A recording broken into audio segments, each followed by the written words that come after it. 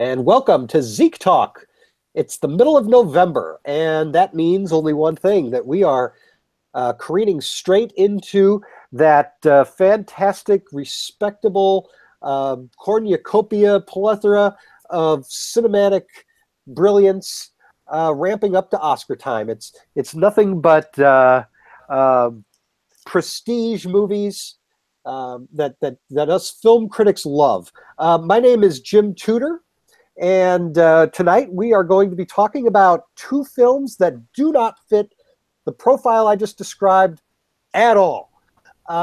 We are discussing the most recent comic book movies to be released into theaters, Justice League and Thor Ragnarok. And with me is a very special guest, fellow St. Louis film critic, Jim Batts from wearemoviegeeks.com. Jim, how are you doing? I'm doing great tonight. I'm here to talk about these probably not Oscar contenders, but yeah, definitely something for the action film crowds here during the what usually serious film time, as you said. Yeah, absolutely. And I should just add right up top here, for those of you joining us on YouTube, watching this via video, you'll notice that Jim, his superpower is not invisibility. He is just joining us purely via headset without the camera. So no camera on his end tonight. You'll be grateful for that, I think. Oh no! You've been on national television, Well, that's true. That's true. That's coming up. I guess it'll be 10 years next year when I was in the hot seat opposite the beautiful Meredith Vieira on Who Wants to Be a Millionaire in their movie week, $1 million movie week. So yeah, it was coast to coast there, and I was on for pretty much the full half hour on the second day of my appearance. So yeah. Yes, you were, and a while ago, anyhow, you pointed me to the YouTube link. It was a great show to watch. I sat there and played along with it, of course, watching it on the computer, and I'm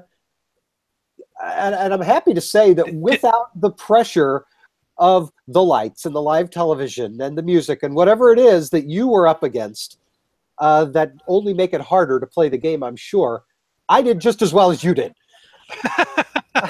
And I would have. I was going to say you weren't yelling at me for being a knucklehead and using up my lifelines too much. Absolutely not. Those that was the exact same places with you on Who Wants to Be a Millionaire. That I think I was struggling where you were struggling. So we are of like mind and fandom in that way. So. Oh yeah, that was quite an experience, and actually, I kind of dug the lights and the music that goes boom, boom, boom, boom. Oh. But it's not as loud in the studio as it seems when you're watching it on television. The threatening music. So, and the whole thing with the lights going down kind of reminds me of a classic noir film in which they get the guy in for interrogation and they got him under the hot lamp, and to say, "Yeah, you want some water? I bet you'd like some water, wouldn't you?" Yeah, I bet. And then Meredith Vieira steps out, and Regis comes in and slaps you around, and that's right. The good cop, bad cop thing. Yeah.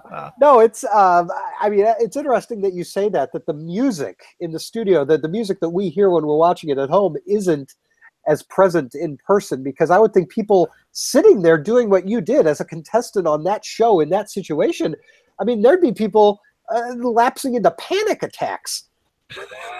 Well, I was concerned about that. Of course, they had the big monitors there in the studio, and I had some friends in the audience.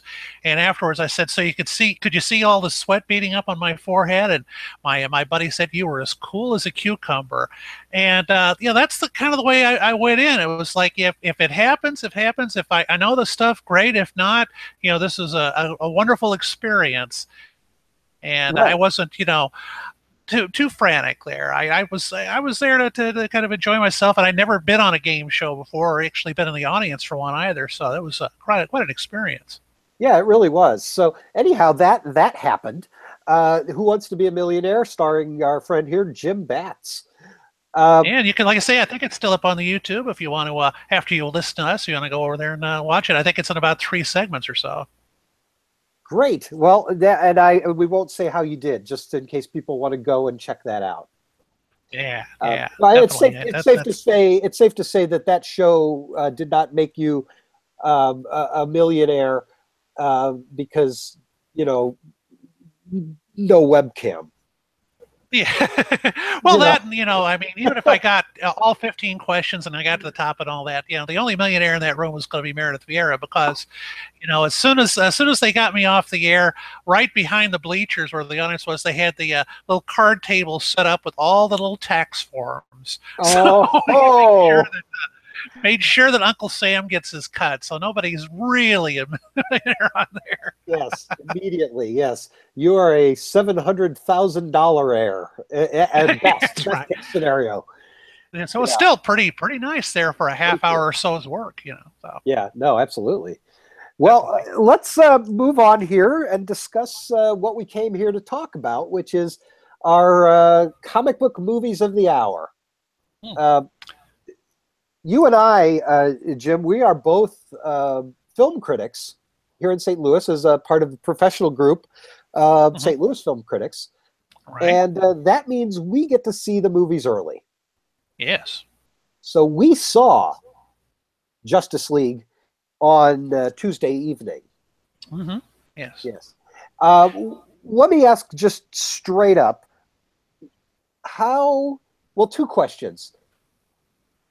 How do you feel about the DC comic book films thus far, and how do you feel about this film? And we'll add to that we can get a little bit into your background as what kind of level of comic book fan you are. Well, as I say, if you want to know my fandom, I've certainly been reading comic books all my life there, but I've gravitated mostly towards one company. I don't know if you're wanting to get into our preferences in the reading material too much, but of course. You've seen me at the screenings of the Marvel Studios films. I always bring I always wear my Merry Marvel Marching Society button from 50 years ago, so I'm a member of that and long-standing. So I'm more of a Marvel guy, but the certain characters like Batman, Superman kind of go beyond comic book companies. So I always wanted to be there for their films. And you're talking about the DC movies. I guess you're considering Man of Steel sort of the starting point. Yeah, that's what I mean. Even though. Yeah, you're not going to count the Tim Burton Batmans or the Richard Donner, Richard Lester Supermans, or the sort of false start about 6 years ago with Ryan Reynolds as the Green Lantern, which didn't go anywhere. Well, we can save those for another talk sometime. But we're talking about the current universe, like you say, that began in 2013 with Man of Steel. Yeah, well, like I say, I was not a huge fan of Man of Steel, and it certainly went downward from there. I think the prequel, the direct prequel sort of to this film, even though there's been another film in between, is Batman v Superman, which was just a dismal mess. Was just a complete misfire. With well, I was sort of defending the casting of Lex Luthor, Jesse Eisenberg. I say, well, wait and see what he does with the character. And the way the character was written, it was like, well, we don't want the Joker in this film, but let's turn Lex Luthor into the Joker. Many problems. It seemed like Henry Cavill as Superman was just kind of bored and kind of miserable when he's out rescuing people. I didn't mind the casting so much of Ben Affleck as Batman. He kind of brought a mature brawniness to it. His Batman is a little weathered. He's supposed to be in his 40s, and he's been at this about 20 years or so, as I understand. And so I was really disappointed with that. I really didn't like Suicide Squad at all. I did enjoy the Batman sequences in there, but it seemed like it devolved into its last act into a rehash of the finale of Ghostbusters, the '84 version, with all this the stuff going on at the top of this building. Yeah. And Jared Leto had an interesting take on the Joker, but you can't take Heath Ledger out of your mind, which was just one of the greatest villain performances of the last 20 years or so. Yeah. Woman was a step in the right direction. Wonder Woman. That I think it borrows a little bit from the first Captain America film, Captain America: First Avenger. But with this, with the Wonder Woman, it's set in World War I. It is, like I say, an origin story. It looked like they discovered color in this one because Man of Steel and Suicide Squad look so dreary and dark, and particularly the scenes set on Mascara. I'm mispronouncing it. The island that Wonder Woman is from, were really, really colorful. A lot of gold, a lot of flashing, sunlight, and there were a couple of great sequences in Wonder Woman, particularly when she, rightly crosses no man's land, which is, I guess, fairly symbolic, the no man's land of action films. Of course. And I like her rescue of the French town, although for a lot of the sequences or a lot of the little bits in that, she kind of started to resemble a video game character. A little bit the way that they had her jumping about. But I think Patty Jenkins did a commendable job of keeping the film going. The only other big problem is I don't think the villains are very strong in Wonder Woman. I didn't care much for was it Danny Houston, I guess, is the sort of German general that's power mad, and he's listed this lady scientist they call Dr. Poison, and it seemed with me they were taking the Red Skull character from Captain America and kind of splitting him in two. Well, I assume Dr. In the Poison final is from the comic books. I don't know. Dr. Poison.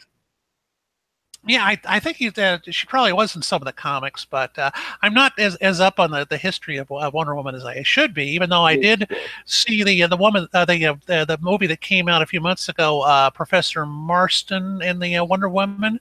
Okay, so that goes a little bit into the history a little bit more.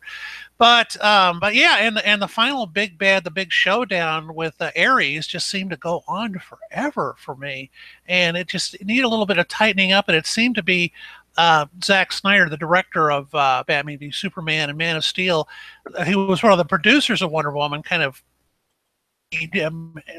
being an undue influence in that, you got to have more explosions, more, and it just got kind of tiresome after a while. So I thought with Wonder Woman, the DC Comics were taking, maybe a couple of steps or maybe 3 steps ahead from where they were.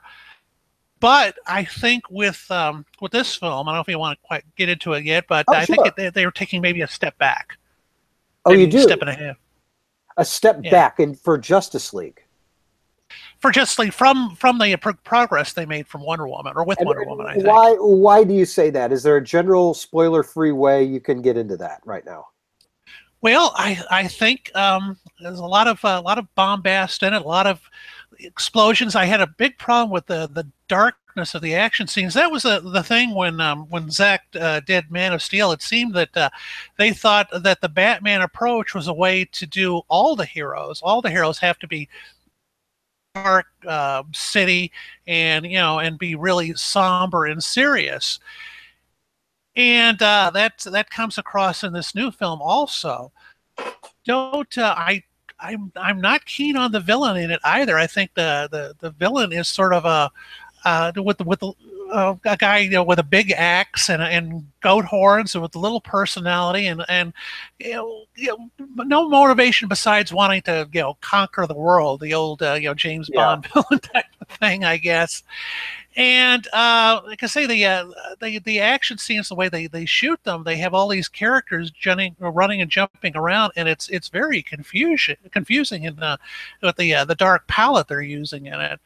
And I did enjoy a couple of the new additions. Of course, they were hinted at the end of Batman v Superman. But I enjoyed Ezra Miller as the Flash, although I'm still wishing that they'd gotten Grant Gustin from the CW show. But he was bringing some much needed humor in it. I don't think the humor is as strong as it has been for another studio's superhero films, but at least they're lighting things up a little bit. They're going in a little better direction. I don't know if it occurred to you, but it seemed there's a scene that they tease in the trailer of Wonder Woman taking on these terrorists in Paris. And I'm wondering if this is a major sequence that Joss Whedon shot, because it really has very little to do with the rest of the story.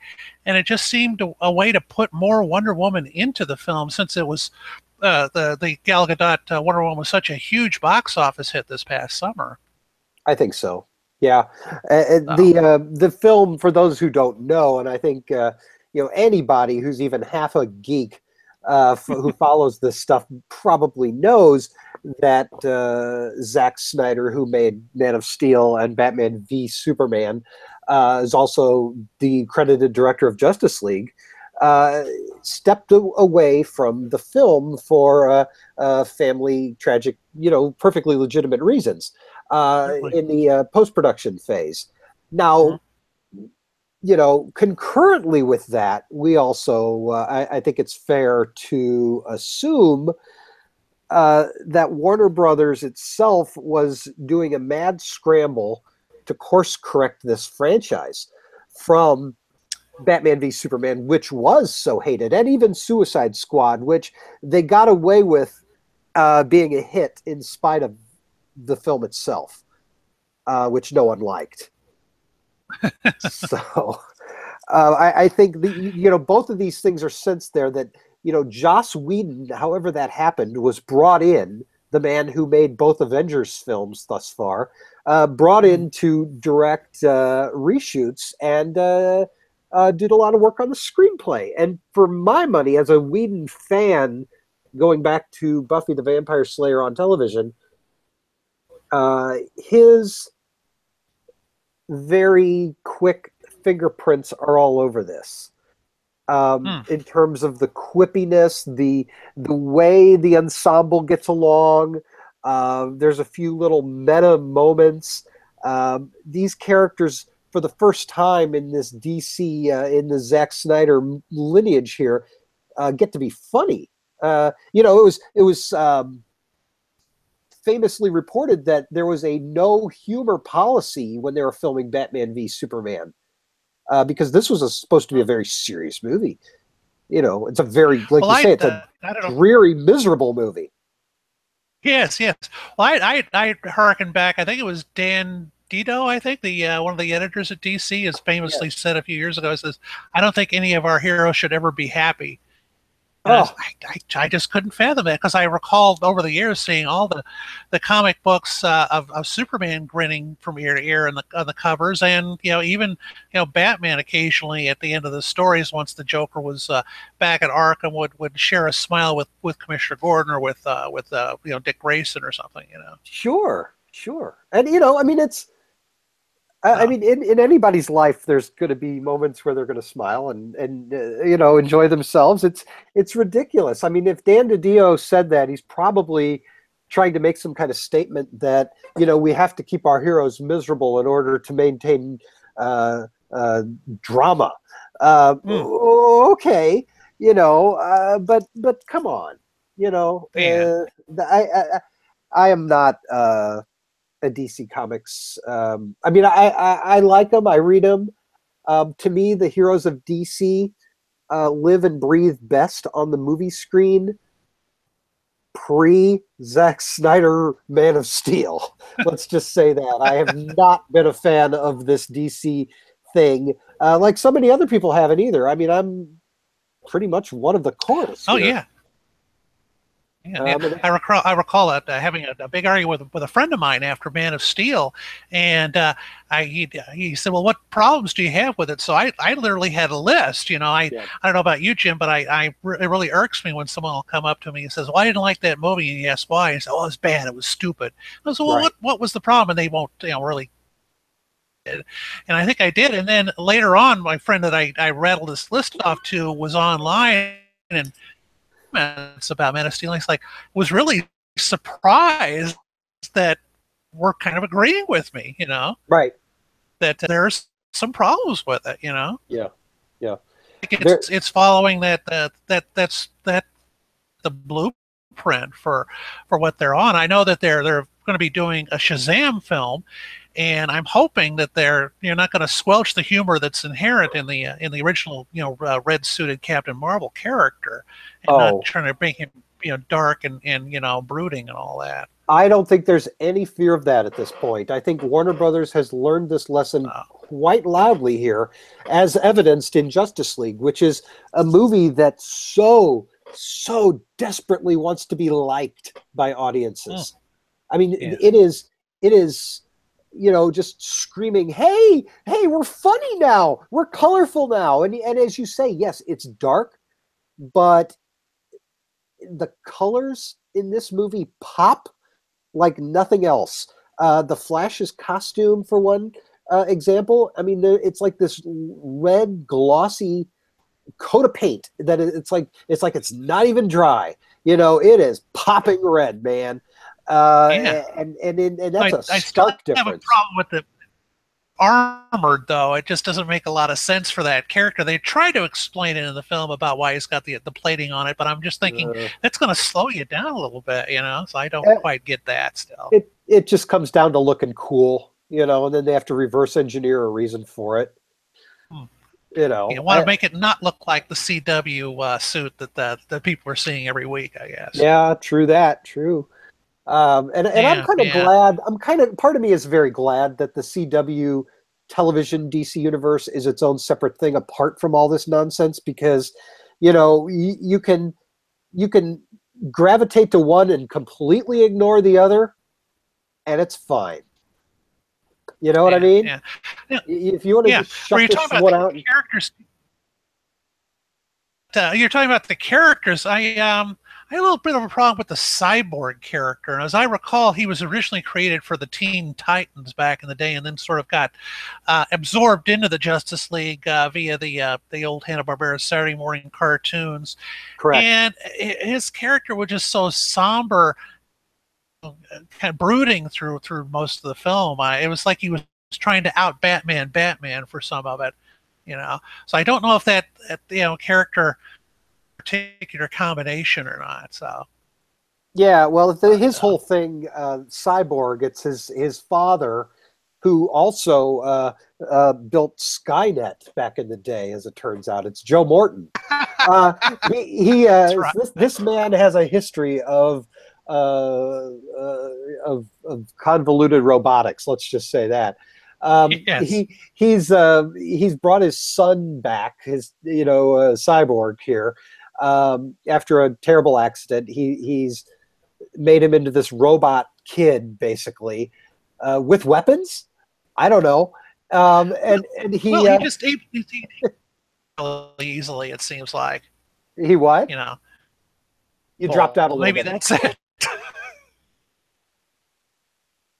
You dropped out a little bit, Jim. What were you saying?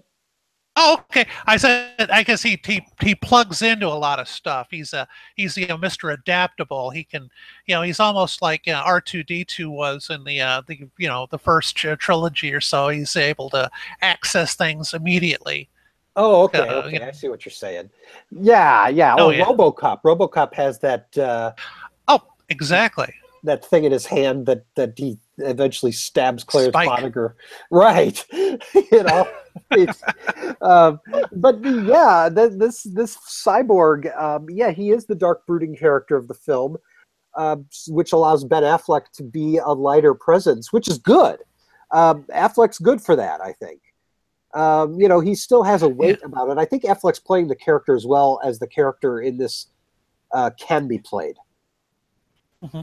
Yeah, I know that one of the reviewers was saying he just looks completely miserable, and I don't quite see that. He is lighter than he was in Batman v Superman.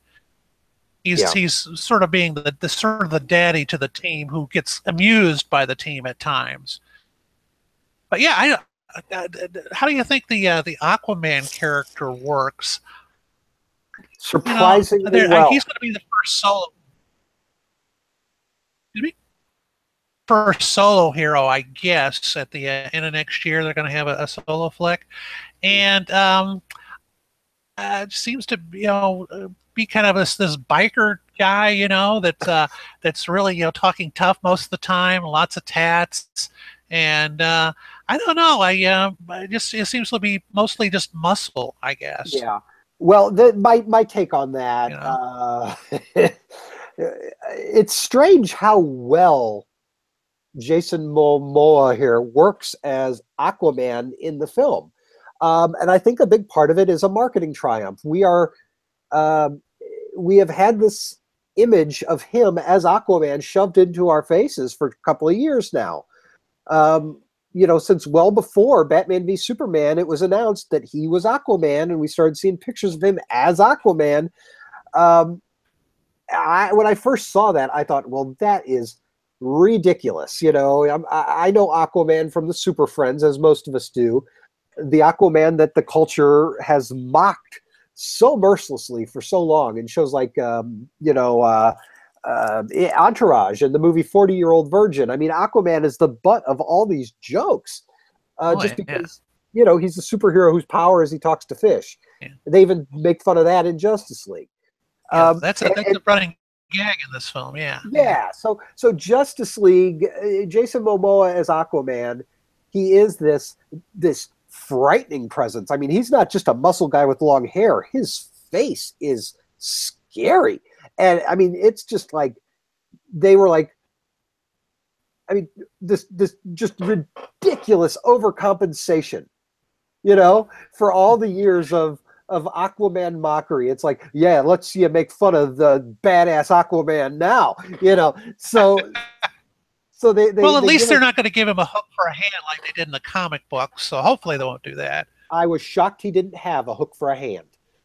Although I don't know if Jim, if you followed the recent cartoon series Batman: Brave and the Bold, but their take on Aquaman, I think, seeped into the Justice League character a little bit of being the sort of boastful guy that's really eager to go into battle. Oh, really? No, I love Brave and Bold, but I have seen far from every episode. So John DiMaggio is the voice of him in there, and you try to catch a couple of those episodes. His take on Aquaman is very funny, but yeah, and then of course you've got the between Bruce Wayne and Diana Prince, which was kind of referenced in Wonder Woman. There was a little bit of a flirtation in Batman v Superman when they first meet, and they're sort of following through with that a little bit. Yes. And I know that some people are calling them the mommy and daddy of the team. I would go with that. I would agree with that. Yeah, but she, I don't know, Gal Gadot is so entertaining as that character.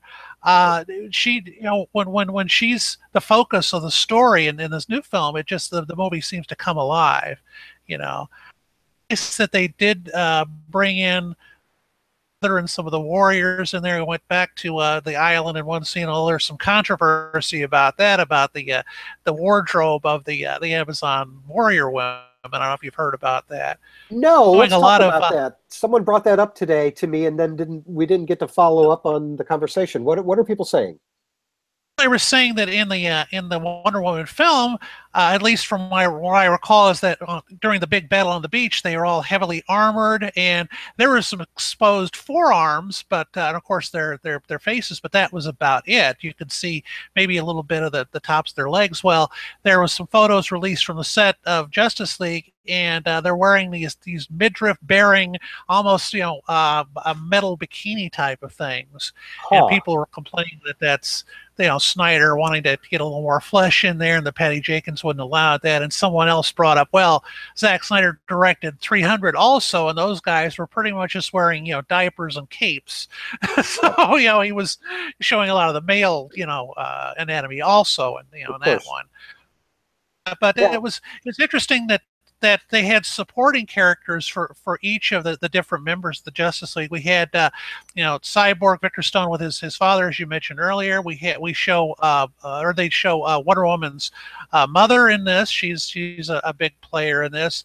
We got a little bit of Amber Heard as Mira, and his wife in this one, or if they're just friends or whatever, good friends underwater. Yeah, it's this weird underwater scene. I didn't get why that was a scene I was like, okay, I don't. This is clearly just set up for another movie.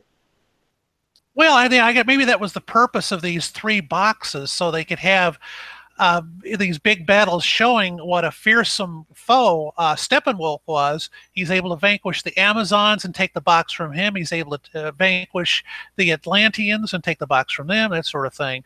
But yeah, it's so dark and murky. It's really difficult to tell what's going on. We saw it in 2D, and I mentioned after the film ended, I say I can't imagine how this would play in 3D. If you could make out anything. And Well, then the way sequence is he likes to slow things down and then speed them up really fast and then slow them down, and it's just disorienting after a while. And except for a lot of the scenes with the Flash, they were really super slowing it down for some sequences. Now with the Flash, we had him meeting up with his father, who's behind bars, Henry Allen, which harkened back, like I say, what the first season of the CW show. So I guess they're continuing on, with the same premise that he's wanting to get his dad out of jail. And as that, I believe that was a familiar Zack Snyder face. Yes, it was. Films. I don't know if we wanted to mention who's playing Henry Allen, but well, why not? It's was that any kind of spoiler? It's Billy Crudup. It's who was Dr. Manhattan in Watchmen. Yes. And we saw a lot of him in The Watchmen, that's for sure. Well, yes and no. I mean, he's a CG creation in that film. It's that's technically Zack Snyder's first DC film, Watchmen. And we've got from the Superman mythos, we've got Lois Lane in this one. We've seen her in the trailer. And we get a little bit of Diane this also as Mom Kent.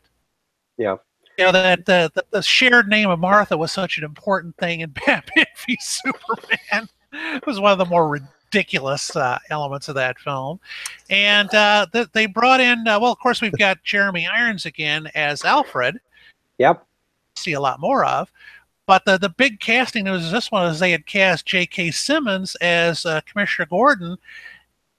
He has little to do except switch on the bat signal. Right.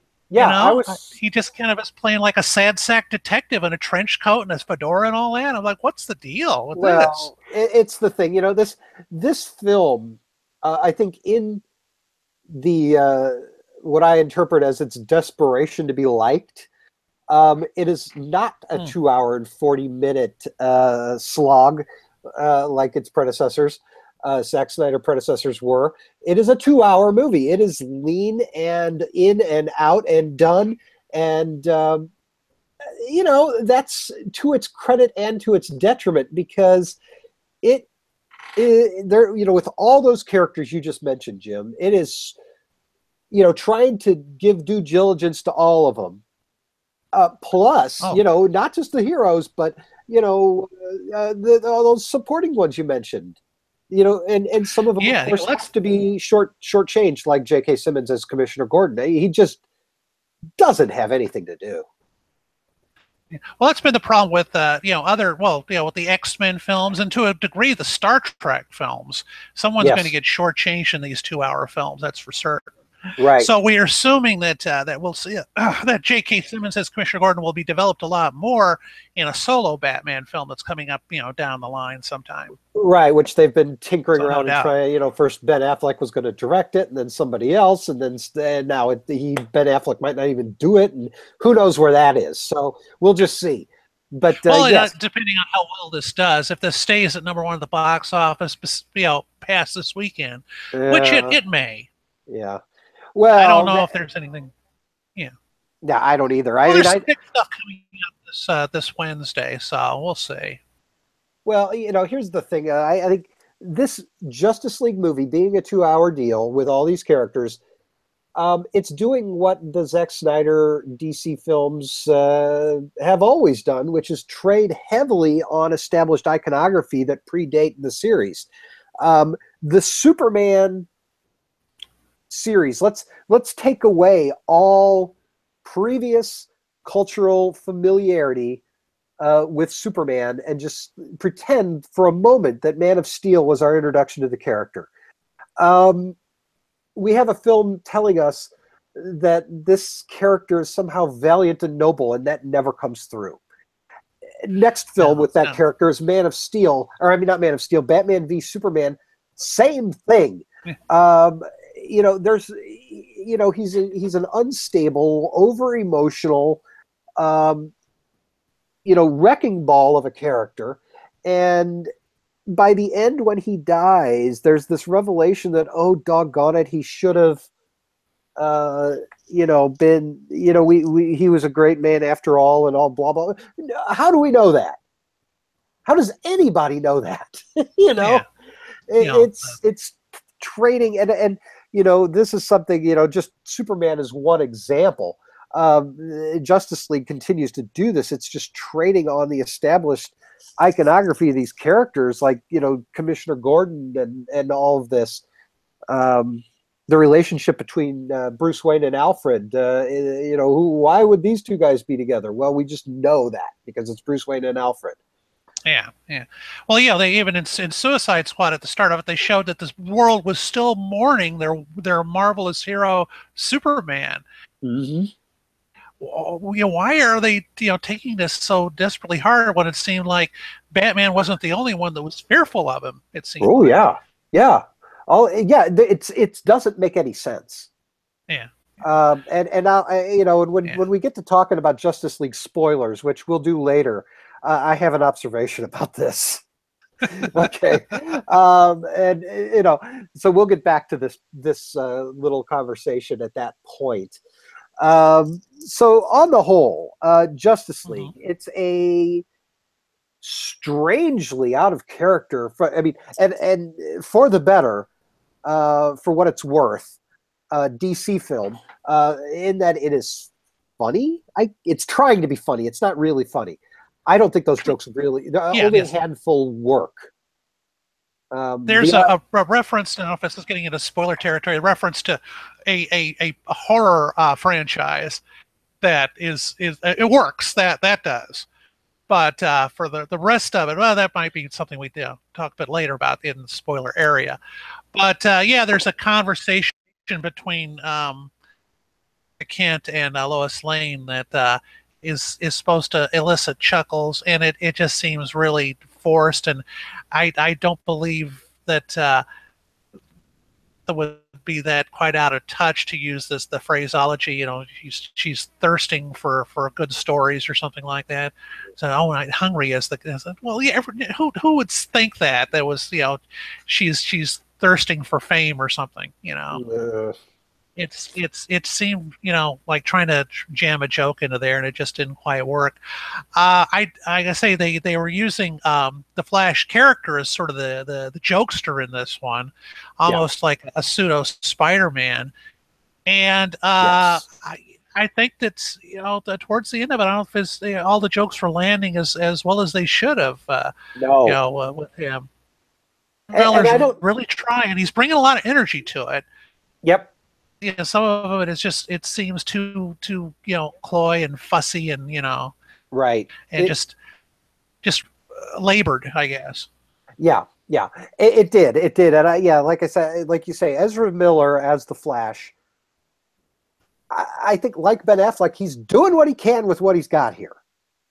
And I think, you know, part of the problem is that this film was subject to extensive reshoots, which apparently came right down to the wire. And, you know, I'm sitting here looking at this going, okay, we've got an awful lot of scenes that look like it's two characters in front of a last-minute green screen.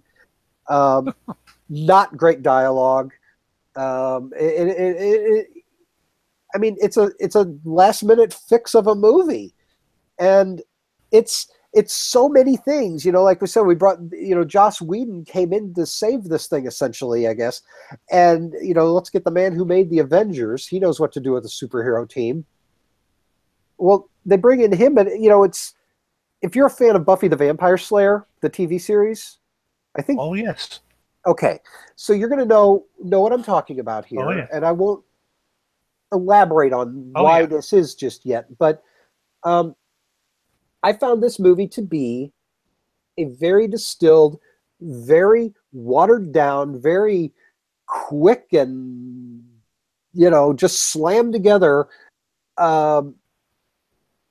DC version of Marvel's Avengers, the Joss Whedon first Avengers movie, and Right. Buffy the Vampire Slayer, end of season 5, beginning of season 6. Really, the end of the glory The storyline there end of the with her glory sacrifice. storyline. Yes, correct. So I thought That's yeah, well, not so much the end of 5, but definitely the beginning of 6. Let's just say that, where the yeah, characters have to decide what they're going to do with Buffy being gone, and that kind of thing, because everybody's grappling with Superman being gone, and yet right. right. So it's that, but that storyline in the Buffy series was so profound in a season. Buffy season 6, I had a lot of problems with at the time, Yes. but it, as dark as it was asking some troubling and good questions, and this movie, there just wasn't the room for that kind of thing. This is quick and stupid. Yeah. I thought you were going to mention the actually the series finale in which they have the big showdown in which Buffy passes on the Slayer power to all the potential Slayers. Well, The huge battle that pretty much destroys Sunnydale, and we could say that's kind of the case where they destroy Chernobyl. That somehow that Steppenwolf has taken over this Russian village that's cut yeah. off from the rest of the world because there was a nuclear accident there years ago, and that Ugh. way he can't be detected by different monitoring systems, and that's why he's down there. And then he goes about destroying that whole village, and there's a whole thing with these little curlicue rock snakes that jump out of the ground and chase people. And I'm like, what's the point of that? Besides just a lot more destruction, and to take on this Russian family to become sort of a subplot in the movie. Oh gosh. Uh, Yeah. just wanting to add more chaos to it, I guess, more spectacle or something. Well, they're trying to, it's the movie trying to focus the audience's sympathy on one particular family that's supposed to be a representative of every family in this trouble, this village. And, we get to watch what this one particular family, we keep going back to them again and again and again. And I keep thinking, are they going to reveal that this guy's, Hawkman or somebody? What's going to, who is this guy? Why do we, and anyway, or the little girl, or who is this? So we keep going back to them again and again and again and again and again and again and again to find out how they survive the chaos around them. Oh yeah.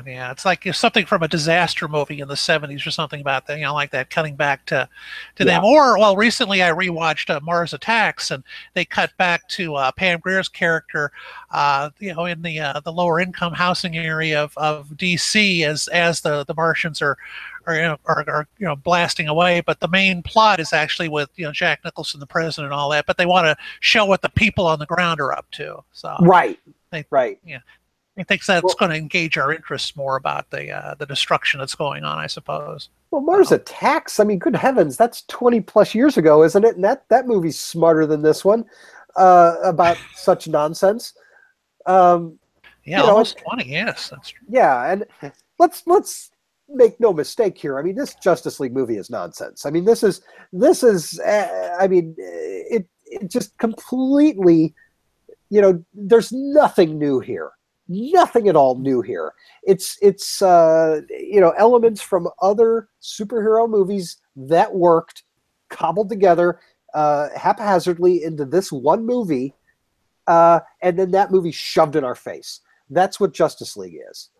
And setting and up a franchise. Yeah. Right. Yeah. Again, that said, I think there's hope here because this movie was a bumpy process. That's clear.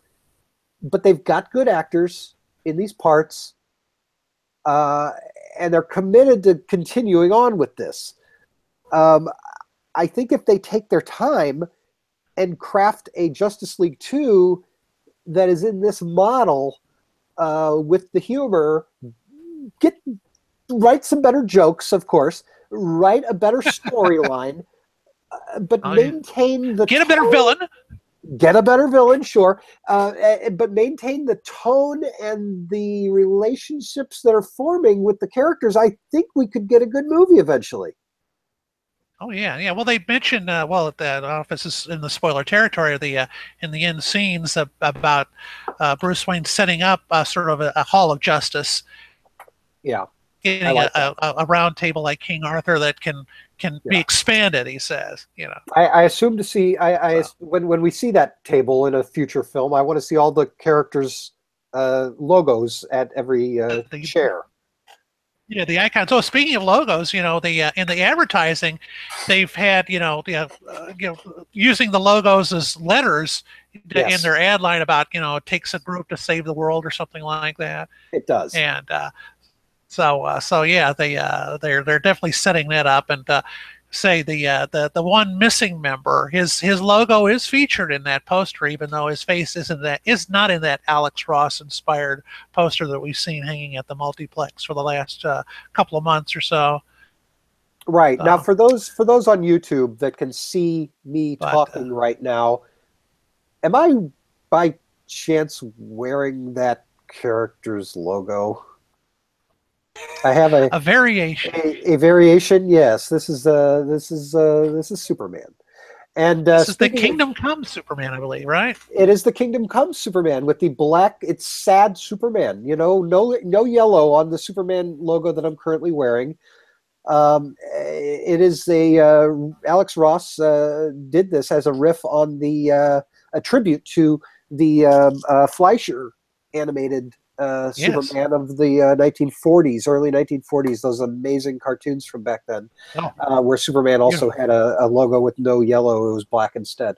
So that said, well, let's hold that thought, and we'll quickly shift gears and discuss Thor Ragnarok. How about that? Okay. I'm game. I'd love to jump into the Marvel Universe. Okay, let's do that quickly because we are starting to run a little long here. But I want to give this film its due since we've taken several weeks off from this show, ZekeTalk. We never got to cover Thor Ragnarok. So I figured, Jim, with you here, like you say, you are such a Marvel fan, and so am I. I grew up very much they say there's, for comic folks, there's Marvel people and there's DC people. You can read them both, but you can't love them equally. Well, this is part of my dream when I was a kid. I wanted to live in the Marvel Universe. I wanted to be in New York City and look up and see Thor flying by, and or Iron Man, Spider-Man swinging by. And here I'm finally getting to live it, or have since 2008 when they began with the first Iron Man film. Right. And while we mentioned about the DC films stumbling, films came out of the gate strong with Jon Favreau's 2008 Iron Man, and it was a pretty good follow up with the I forget the director's Francis Lederer's take on the Incredible Hulk, which came out just a couple of months after the first. Louis What's it? Yeah, Louis Lentieri. Okay, it was some sort of French name, but and it was their genius that in the very final scene in that Incredible Hulk, they brought in Downey as Tony Stark to connect those films, and I was like, this is just marketing wonder. And that was the thing I loved about the Marvel comics growing up, was everybody was running into each other all the time, and everything was interconnected, and that's been taken to a new level with these films. It wasn't we got a second Iron Man in 2010, but it wasn't until 2011 when another hero that we'd not seen before. There had been a previous Hulk movie before the Incredible Hulk, but we met Thor finally. Yes. And amazingly, they were able to make this character work for the big screen. I remember reading it growing up, thinking the only way this could be done would be as an animated film or as some sort of animated miniseries on an HBO or something like that. And the first one, the Kenneth Branagh one, is sort of earthbound. It's similar to the early comics in which Thor was tied into Dr. Don Blake. They shared the same sort of space there and identity.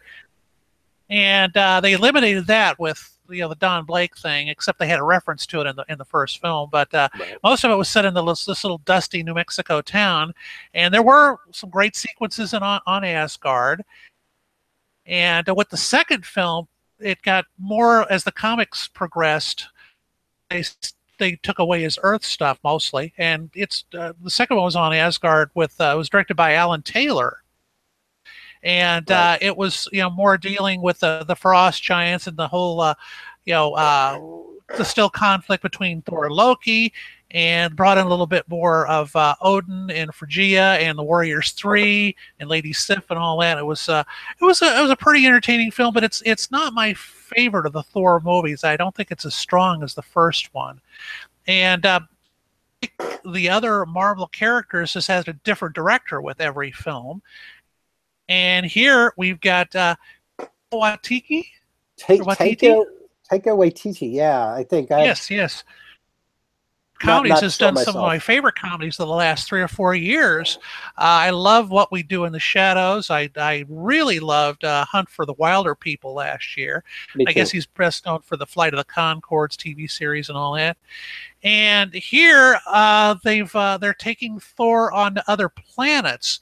Of course, the whole thing with the Thor in the Marvel universe is he is sort of their version of Superman in that he is Asgard is like another planet. It's not a mythological thing attached really to Earth or a mythological heaven or whatever. Yeah. And sort of a space traveler in it. And with the new director, they cranked up the humor quite a bit. It's completely different in tone than the other films. Right. We haven't seen Thor since I guess Age of Ultron. Cameo he had last year, which figures into this film actually. True. But yeah, Age of Ultron was about 2 years ago, something like that. Maybe they say in the movie that was 2 years ago. Yeah.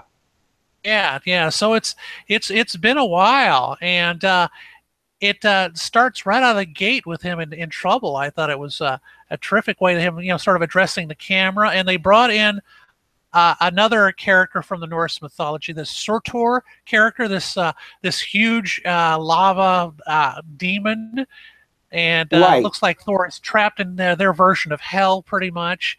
Yeah. And in chains and all that, and he's luckily he's got his hammer, and he helps him fight off the demons, and he returns to a very different Asgard in this film. Yes.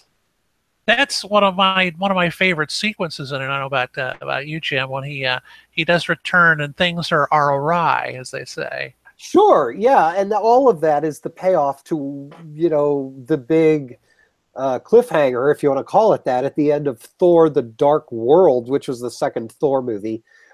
Which, by the way, I'll just say my least favorite of the Marvel films. I don't hate it. I think they're all decent movies on one level or another, and I enjoyed Thor: Dark World while I was watching it, but I literally cannot recall anything about the villain of that movie. I don't know his name. I try to remember what he looked like. I can't remember. Giant, that's all I remember. Yeah. I don't know. I've only seen it once. I do not remember. I remember kind of the general atmosphere of the film and the dramatic moment where Loki apparently dies in that film. That's what I remember. And then, of course, we find out at the very, very, very, very end that, oh, wait, Loki's not really dead. He's just pulling another one of his kooky tricks. Of course, what I recall is Loki changing into Captain America for a few seconds, of course. Yeah. I got a big kick out of that. Nice cameo. But, like you alluded to, Ragnarok is an action comedy in a way that these other Thor films are absolutely not. And that's a shift.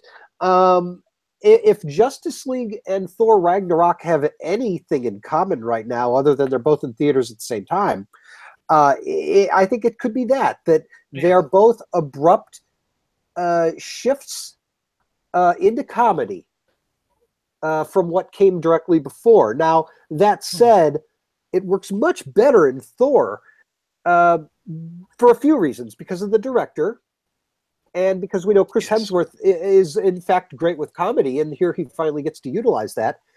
And also because the Marvel Universe, we're 17 movies in here, as opposed to 4 or whatever it is with DC, is established as it's okay to have fun here.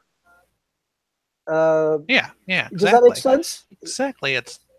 Exactly. You hit the nail right on the head. Yeah, it's hard to believe we're more than a dozen films into the Marvel Universe, and it's amazing that audiences still find it a great place to visit at the multiplex. That people we keep on debating when they're going to have their first flop, and it hasn't yet. And you're right. No. There's one of our reviewer buddies, I think, has a will sort of give a little pass to the DC films, and I'm afraid I would get to do that with Marvel. But I know I share your lack of enthusiasm for the second Thor film. I'm not that keen on the second and third Iron Man films. Sure. And I will admit that the second Avengers film has a lot of problems. Yeah. But yeah, I will say they haven't had that big dud yet. And if they keep, well, yeah, I hate to use a cliched expression, thinking out of the box, because instead of going with a big action director like a Michael Bay or a Brett Ratner or something like that, they're going for these guys that are for these quirky indie type films. Right. I know that right now they're mounting Captain Marvel with the people that did this great movie about poker a couple of years ago, Mississippi Grind. And they're really unexpected directions. And this is another thing I don't know if you're wanting to touch on. We mentioned about how dark and grimy and and tough to view the DC films are. This Thor movie is just bursting at the seams with color. Particularly, it looks like it was drawn up. Some scenes are taking some of the scenery designs are taken directly from Jack Kirby's drawings. Jack Kirby being the genius that would be 100 years old this year, who, from my mind, is the co-creator of most of the Marvel Universe. Oh, absolutely. And this is certain scenes are almost a love letter to him in this film. Yeah. And one of the reasons also I think the comedy might be working, and this is I've read this in a couple of articles, was that the actors were given a great leeway to improvise. That's death for films, for comedy films. But here I think they've got the right people and it really works. Yeah. People like you said, Chris Hemsworth, who are in that Ghostbusters reboot a couple of years ago. His little interview scene is one of the highlights of that film, I think. It really is. And of course we've got, Goldblum in there, and he's doing a terrific job doing Jeff Goldblum pretty much. Jeff Goldblum. And it's lighter, but there are some heavy stakes in there too, though. There's some stuff going on that's going to have repercussions in the whole Marvel universe, I think. Yeah, you never kind of sit back and say, let's just get on with this, defeat this stock villain so we can have our next movie, like with Justice League, where that's clearly the case. This stock villain running around with his axe, who, by the way, is a Jack Kirby Fourth World DC character. You saw his major credit at the end of it for him. Yeah, there is the major credit, but I think that's just because legal reasons. They have to give him that credit. But he doesn't resemble a Kirby creation. He there's no love letter to Jack Kirby going on in Justice League, even though it's more arguably more directly pulling from things he made.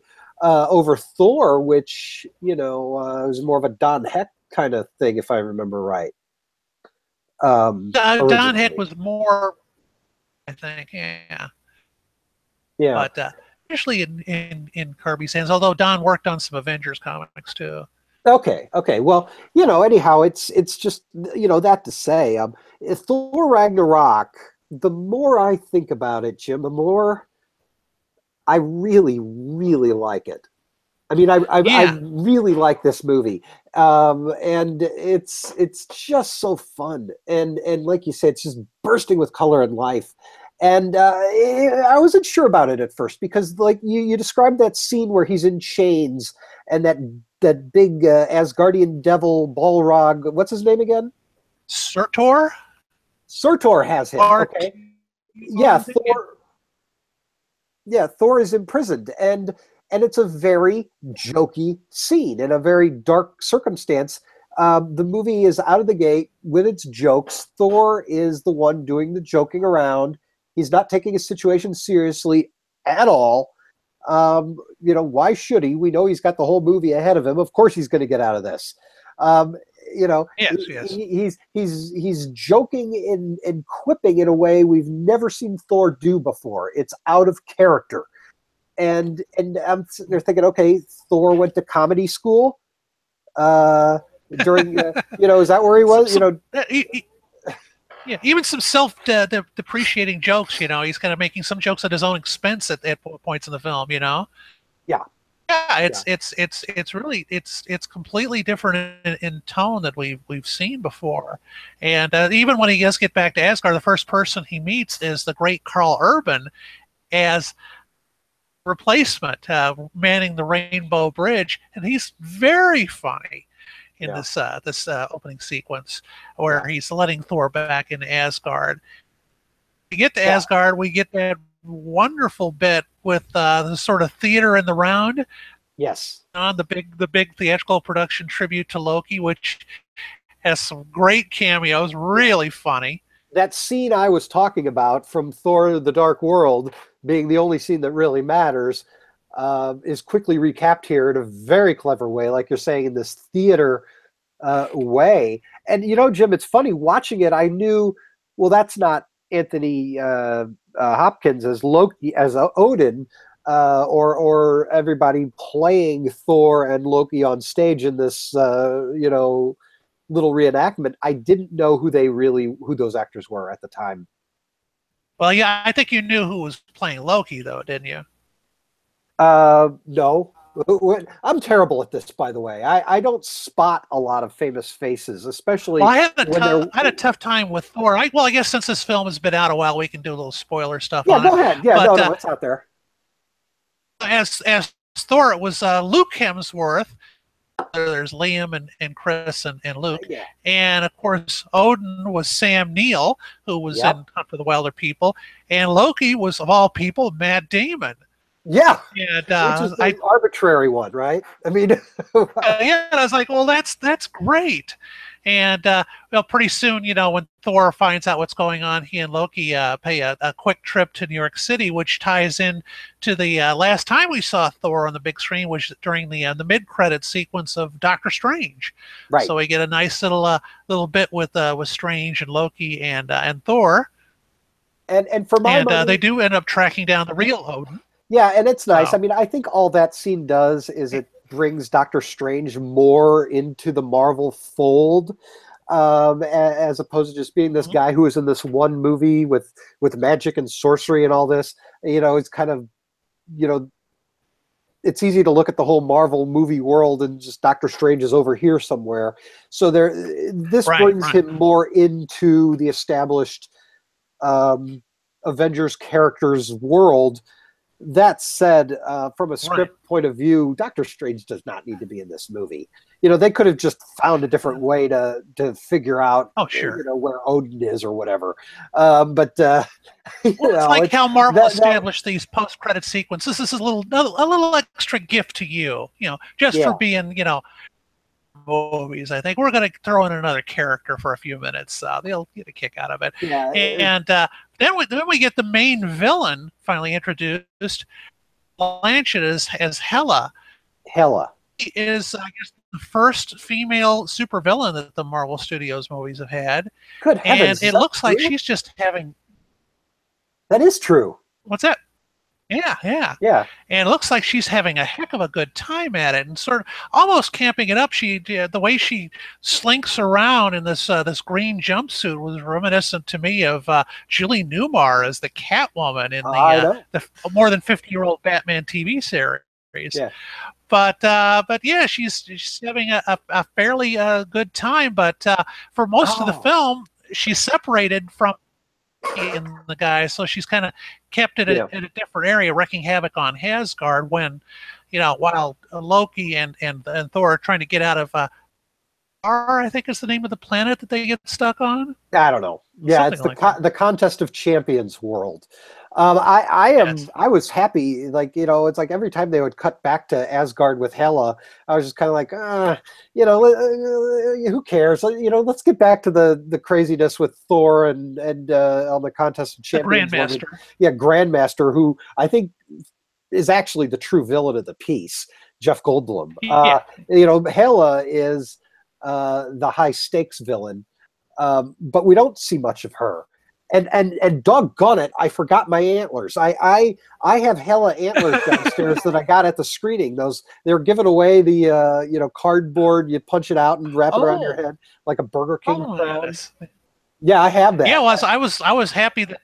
Yeah, I was happy that Hela got the antlers when the first trailer started coming out. She just had her long black hair, and I thought, well, of course they aren't going to have those massive antlers that Jack Kirby designed. And then the next trailer came out, and by golly, there they are. I know, isn't that amazing? Oh my goodness, that's fantastic. And did you ever read, take a Waititi on Entertainment Weekly? He was talking about making this film and working with the great Cate Blanchett, who somehow never ages.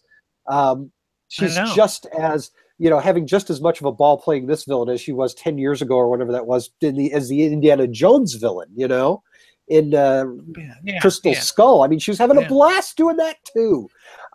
He's talking about directing her and saying, I've got this multi-Oscar winning actress here, and I've got her in antlers.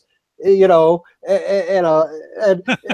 she's like, well, what are we doing today? And he's like, well, today is the day you summon your undead zombie army and your giant wolf. He kind of stops and says, maybe I should tell her, maybe I just shouldn't talk so much. This sounds ridiculous. And of course, but and of course we have to, we mentioned about Doctor Strange being in it. We have to mention, of course, the other Marvel hero who has a big role in it, and of course they tease that in the trailers. The Thor discovering that the reigning champion of the contest is the Incredible Hulk, and that is one of the funniest scenes in the movie, particularly for Loki's reaction to it. Down there, he says, I have to get off this planet right away. I know. Almost recreate the thrashing of Loki in this with Thor getting trashed by the Hulk this time. Yeah. And let's not luckily forget. Go right ahead. Yes. I'm sorry, I was going to talk about a different character. Oh, okay. Well, I was going to say we hear a lot of dialogue from the Hulk in this film, more than we've heard in all the other appearances combined, and it's kind of entertaining, especially his relationship with. Well, were you going to mention Valkyrie? Yes, Tessa Thompson, who's emerging to be this fantastic different take screen talent. Yeah, is Valkyrie. Yeah, and she's wonderful. She's sort of this swaggering. I think in my review I compared her to the old gunslinger that's kind of crawled into a bottle. Yeah, like the Waco Kid in Blazing Saddles that Gene Wilder was satirizing. And she needs to be put back on the path of righteousness, or doing what's right, I guess. And I really appreciate that, coming at it from a kind of feminist read. The quote-unquote kick-ass heroine, a la Wonder Woman and whomever, is such a cliche here, that here we have a character like that. It's like it's great to see a woman character defy what's quickly becoming the cliche, kind of butt kicking, can do no wrong, great at every turn woman hero. This one's terribly flawed, and she spends the whole movie telling everybody to get lost, leave her alone. Oh yeah. And that's beer. Right. It's good until of course she comes through, but it was refreshing. Let's just put it that way. The little playfulness between her and the Hulk too. I got a big kick out of that also. Right. And they do form a team with Loki that they call themselves the Revengers, and Hulk does eventually calm down and become Mark Ruffalo again, who's just as entertaining to me as the Hulk is. He's in a panic through most of the film because he's never been off the Earth before. He's like, I shouldn't be here, and he's having to wear Stark's hand-me-downs. He looks kind of ridiculous, and he's having metal T-shirts. Right. And it's great. And they do make it back to Asgard. And like I say, I think I might have mentioned to you at a screening of a lot of guys online moan and complain that the Marvel the universe won't kill off anybody. They had a fake death for Nick Fury in Winter Soldier. They killed off Avengers, but brought him back for the TV show. But with this, casualties here, and like I say, it's the repercussions are gonna be felt. I think in any certainly more solo Thor films, and probably in the next Avengers Infinity Wars film. Yeah, probably. So do you think Loki took that Tesseract cube? Oh, before Asgard went under? A feeling he might have. Of course, they had a lot of little side gags in it. They had a recreation, I guess, of the Infinity Gauntlet in there, and all these little nice little touches. I got a kick out of in those films. Little eye candy, I wouldn't have thought that they could create an Asgard as glorious as what Jack Kirby drew, but boy, they come awfully close with these movies. Yeah, no, it's great. My theory here is, I'll just say, my theory is that the big ship, we see in the during the end credits, that their ship's pretty big, but then this giant other ship, completely dwarfs it. It's Thanos' ship, right? I believe so. Yeah. Oh, okay. Yeah. We don't know, but that's what I read. I had to go look it up, but it's Thanos' ship that just pops up and like, oh, what is that? Why would he be there, coming right to them and stopping there if Loki didn't have that in his pocket? It's one of the much needed gemstones for his Infinity Gauntlet that he'll no doubt finally acquire. Yeah, that's something I'm sure they're going to answer when that. I guess they're calling it Avengers 3: Infinity Wars 1, Part 1 comes out, I guess, in May. They're not going to tackle it in February. Okay, I thought they dropped the whole Avengers Infinity War 1 and 2 and said it's just Infinity War, and the other movie that we're going to do concurrently is something different. Yeah, I guess we'll see once the official posters start flying into the theaters, I guess. Oh my gosh. But what should happen very, very shortly. Well, I can't wait. These Marvel movies, they're so good. People knock them right now, but that's just, people knock. Well, they're calling, they're calling like the Transformers movie Marvel movies, or right. Whatever big dumb action film that's a Marvel movie. No, it's not. No, it's not. The Marvel movies are smart. Yeah, they have a real game plan. Yeah. And I'm looking. I'm looking forward to. This was the first year we had 3 in the same year, and right. I guess we're going to have a repeat of that in the coming year, and I think that's great. If they can keep the quality up and keep the plots interesting, and have some great scripts, I don't mind that at all. So what are the 3? We've got Black Panther, Infinity War, Avengers in May, and then in July, Ant-Man and the Wasp. Oh, really? That's happening that soon? Yeah. I think they've released some photos of it already. I think there's even been a photo slip out of Michelle Pfeiffer Wasp.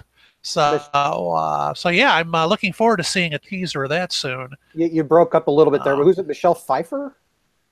Pfeiffer is playing well in the first film. They mentioned about how the Wasp was reverse. Yeah, yeah.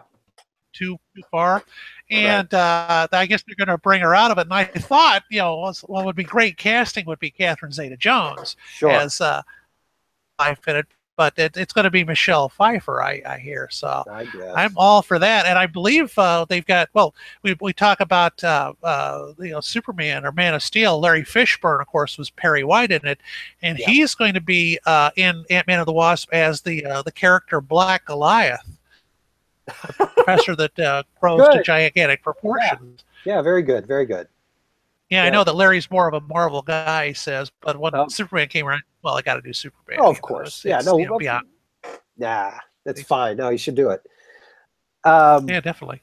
Yeah, so that's it's going to be a lot of fun, and I really think these, the Marvel series will be fondly remembered the way the James Bond films. We all know, they're not all great, but we love them. Yeah. And film critics love them now, and like Godzilla movies. Nobody's going to go knock Godzilla movies just for being Godzilla movies at this point. We like that they're there. These Marvel films are very much going to be, at the very least, held in that respect. But let's go ahead and go ahead. Some of them I think will be revered as true classics. Like I say, some are better than others. Right. And being, like I say, a Marvel fan and foremost a Captain America fan, I'm just astounded at the continuing quality of that particular franchise. Real problems with the second and third, the second Thor film and the second and third Iron Man films, but the consistent quality of those has really been amazing to me. So no, you're right. You're right. That's their best franchise.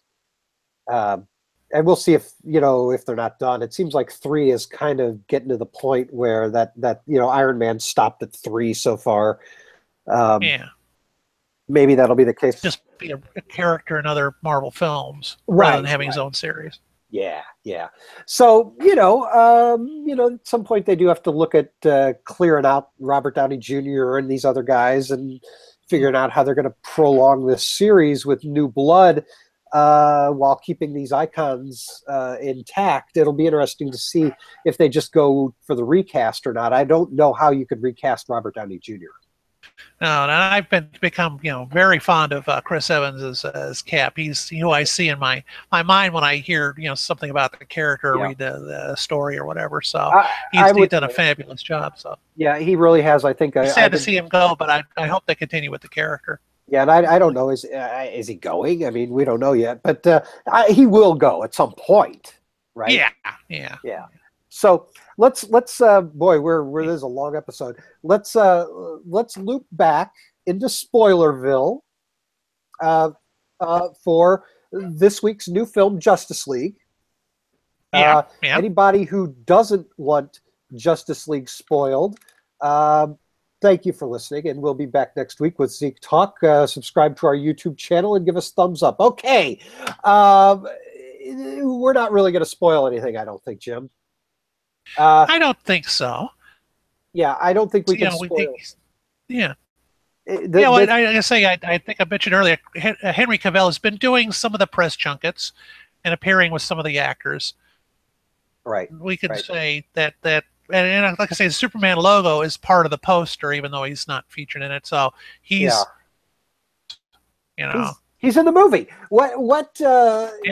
Superman plays a very important part of this movie, and it's stumbly and haphazard. Every aspect of Superman's presence in Justice League, from the marketing, like you say, his logo is on the poster, but he's not. You can go to the Internet Movie Database currently, and they've got, like I said, I was telling you earlier, 375 photos of Justice League there to click through, and one of them has Henry Cavill in it, and he's not in the costume. He's standing in the cornfield of golden light outside the Kent farm, basking in the all-American glow. But you know, it's like, what is going on here? Why are we pretending like this, you know, but yet they put the logo on the poster and he's out there doing press. Are we supposed to be pretending like that's a spoiler or not? I don't know. I think, you know, it is clumsily done. They, you know, if they really wanted to make it more secretive, they could have done a heck of a lot better. Well, Yeah, that's the whole thing. Well, the way that it ends with the little rock sort of vibrating and bouncing off the top of his coffin.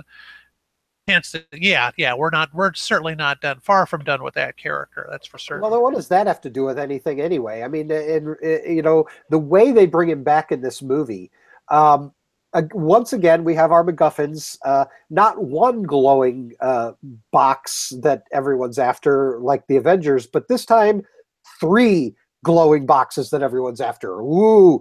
So, you know, everybody, the good guys managed to get one of these boxes, and there's this scene about halfway through where the Justice League is standing around trying to figure out what they're going to do to stop Steppenwolf, and Bruce Wayne just kind of, you know, brainstorms, well, what about, and then he pitches the idea of resurrecting Superman, and it, you know, this one sentence quasi science way of doing it. You know, well, we'll generate some electricity. We've got this box. We'll run them together, and then presto, right? He's got that alien tissue that's still, not quite, decaying yet. Yeah, as though they know a darn thing about it. You know, we have this emotionally unstable character that Bruce Wayne himself was hell-bent on getting rid of, only because they find out that mother's names are Martha. Do they work together at the end of the last film to defeat Doomsday? I mean, it's so half-baked and ridiculous. Apparently, Bruce Wayne's carrying guilt around that he misjudged Superman. Again, I just have to Still ask. Mourning. Yeah, the world is mourning Superman. There's this big, black Death of Superman banner hanging there across a major bridge in Metropolis. Still, yes. Yeah. So, there's the moment, and then earlier in the show, I said we'd get back to this. The moment I want to get back to, Superman has returned from the dead.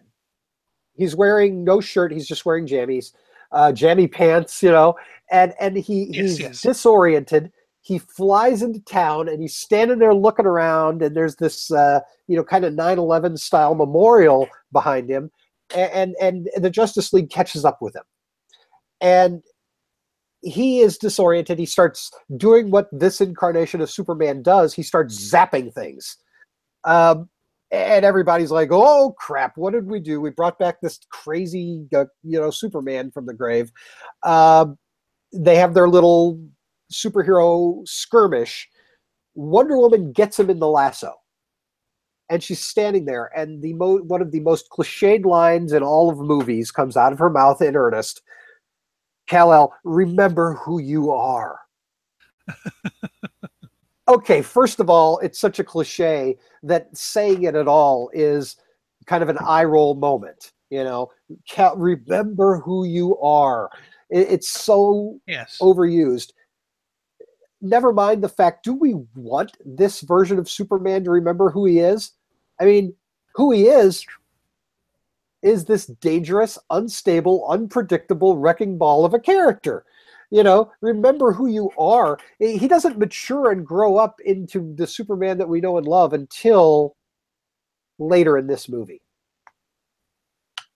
Earlier, I mentioned about the joke about the horror franchise. When they do bounce around, Bruce Wayne bounce around the idea of bringing him back.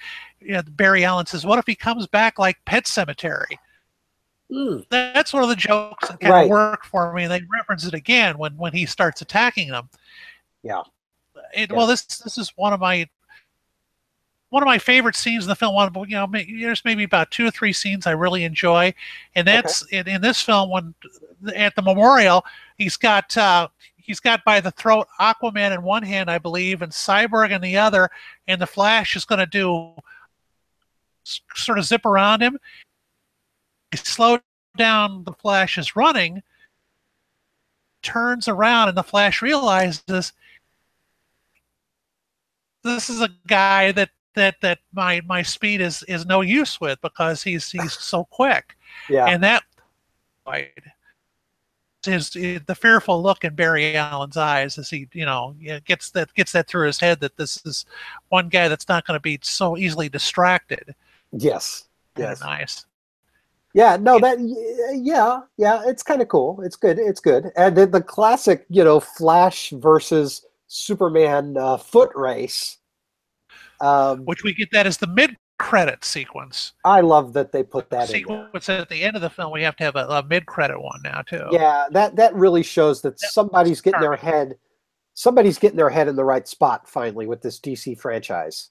Yeah, actually, Superman is by the end of it is kind of laughing and joking, and he's had the opposite way of Pet Sematary. He comes back, and he's more of a human being than he was Steel or in Batman v Superman. Right. It's like he's more of the man and not the steel or the hunk of wood that he was in those films. Yeah, absolutely. It's finally Superman is looking and acting and sounding like Superman. And there were glimpses, fleeting glimpses that Henry Cavill could play this version of Superman, even in Man of Steel. But the movies just didn't allow him to do it. And same with Batman v Superman. It just, the screenplay and the storyline didn't allow for it. But here he gets to really be that Superman. And the costume is bright blue with a bright red logo. It's not this muted maroon thing. It pops like it should. Dirty blue, Yeah. So it's like, man, that's something this movie is doing right. And it leaves us with that for future films to do right, even better. Right. So again, there's hope here. This movie's a mess. It's not as good as Wonder Woman, but no, Superman, that's for sure. No, and Wonder Woman's overhyped. That one it's a fine movie. It's okay. It's a very good summer blockbuster for what it was. But man, people have really. I mean, there's an Oscar campaign going on around this thing, for gosh sakes. I know. Well, we've gotten our screener of that already. Yeah. And, you hate to sound, I'm concerned about sounding like a sexist pig or something for saying it's being over rewarded, featuring a female hero at its center. I know. But you gotta look at how the film stacks up itself. It's got like 2 or 3 fabulous sequences. I think the battle on the beach is great. I think like I say, the No Man's Land and the French Village Liberation is great. But it kind of has a weak third act. Yep. There's a lot of time they're traveling that's not as interesting to me. Well, it's got the great chemistry between Chris Pine and Gal Gadot as Steve Trevor and Diana here. That really works. That's why the movie works. Yeah. And like I see that just the Gal Gadot too is just and when she's in that suit and in that mode, she's just completely believable. It's a hero you want to believe in. Definitely. Absolutely, she's amazing, and I've said that she's the best superhero casting I've seen since. Seaside since Christopher Reeve is Superman. I mean, it's that good. Her as Wonder Woman. Yeah, it's inspired casting, that's for sure. So even getting to watch her do her thing, and made to say lines like "Remember, Kal-El, remember who you are" in Justice League. Even then, it's still a reward to see this actress playing this character. In my opinion, even they're fighting even if she's regulated to fighting these giant locust zombies that are in Steppenwolf's command, which is another dopey aspect of that villain. It's like they're buzzing around, like cicadas or something. Right. It's really 6 foot tall cicadas. They look kind of cool, but they're the Chitauri from Avengers. I mean, it's just this disposable army of monsters from space or whatever that the superheroes have to beat up on. And there's, the threat is there's a lot of them. Yeah, yeah. So they're cannon fodder. It's like the zombies at the end of zombified army at the end of Suicide Squad. So Yes, absolutely. that sort of thing. Well, Jim, Yeah. I don't know. I guess we leave it here. I don't know what else to say about Justice League and Thor, but if you have any closing thoughts, go ahead and let's have them.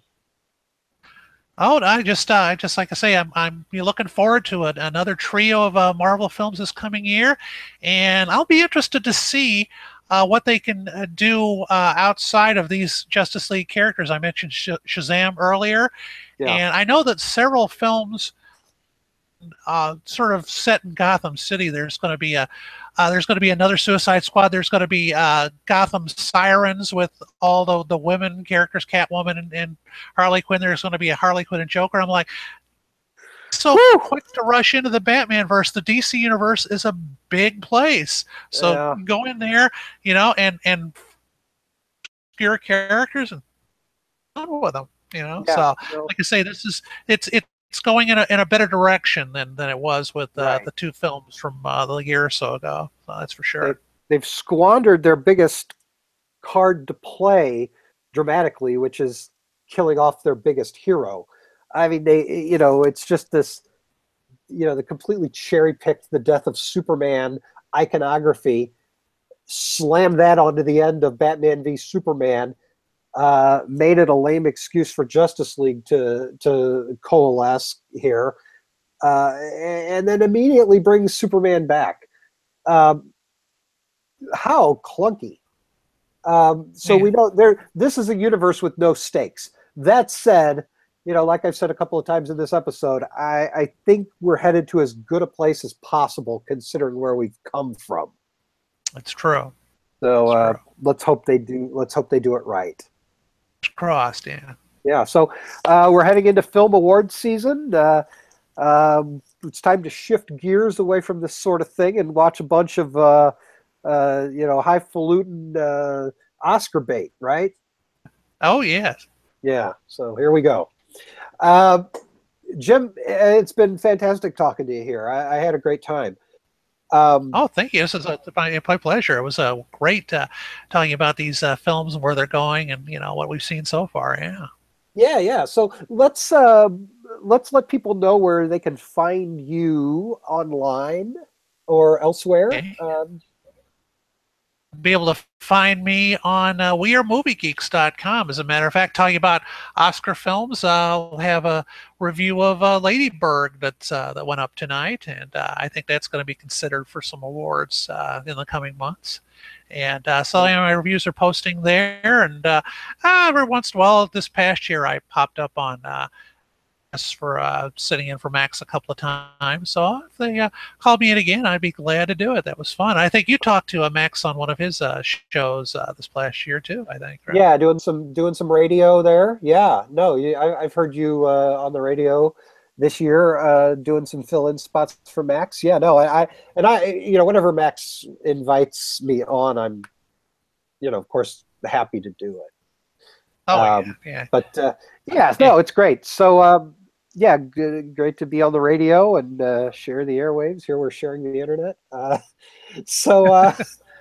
Yeah, we are Movie Geeks. And as for me, I'm at ZekeFilm.org. That's the home of this show. And, so run over there and you can read my review of Justice League and Thor Ragnarok, which I did in conjunction with Eric Yates, our featured critic there at ZekeFilm.org. I'm also at ScreenAnarchy.com. I'm a featured critic there. And that's probably about it right now. Thank you, everybody, for watching. And thank you, Jim Batts, for being our special guest on this episode of Zeke Talk, this long-awaited return. It's been about a month since we've done one of these, so we have this is a giant-size special deluxe episode for you here. So, Jim, have a good week. I will see you at the next screening that I can get to where you are also there, and I look forward to that. Yeah, yeah. Oh, okay. So you off then? All right. That's it. We're gonna hang up, and so Excelsior. Okay, yeah. So you're gonna try to make it over to Disaster Artist on Monday? Oh, maybe. Yeah. I think that's the next big one. I'm gonna go see Hostels on Monday morning, and then Disaster Artist that evening. I think. So. I will see Hostiles that morning. If I really want to see Disaster Artist, I don't know that it's going to happen. Yeah, like I say, I hope they an evening screening together for you for Shape of Water. You really got to see that. Definitely. Oh my gosh, yeah. No, I'm going to catch up on that. I got to catch up on all kinds of things. Life has been nuts. They're going to give us the deluxe treatment on Water. I think Fox Searchlight, like they did with Jackie last year and 12 Years a Slave a couple years before that. I think they're going to send us the disc and the soundtrack and the script and maybe a making of booklet. I'm looking forward to that. So I hope they do that, definitely. So all right, well, you have a good evening, and we'll hopefully see you maybe sometime Monday. Okay. All right, Jim. Thanks a lot, man. Take care. Bye. Okay.